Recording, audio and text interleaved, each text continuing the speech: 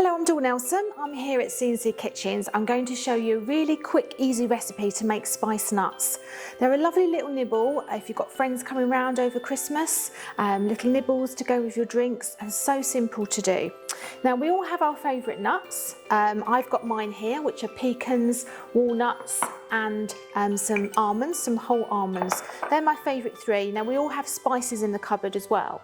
So you can actually use any spices that your favourite ones or what you've got at home. You can do them sweet or you can do them savoury and spicy. It's really entirely up to you.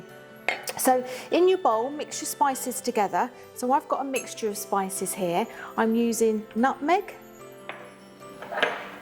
cinnamon, ginger, cloves and mixed spice. Now they're my sweeter spices and they've mixed together.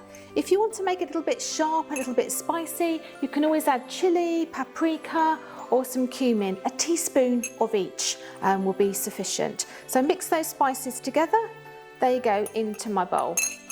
Now I like a little bit of salt and pepper because it's almost like sweet and salty at the same time. So fresh ground pepper and some salt as well.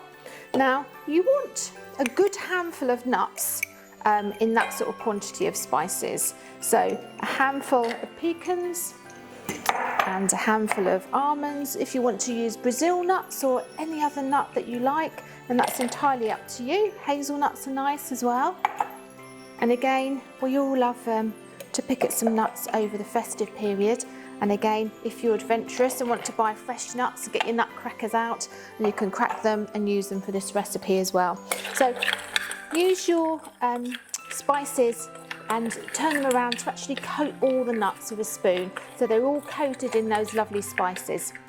Now, to enable that spice to stick together, just some runny honey all over the top so you get a nice sticky glaze to the nuts. Now these go onto a baking tray and best to use some nice baking parchment on the baking tray so that you don't have to clean your baking tray. Now they look a little bit clumped together, so I'm just going to separate them, and these go into the oven on 180 and they cooked and roast together only for about 10 to 15 minutes. So just watch them because some nuts burn quicker than others.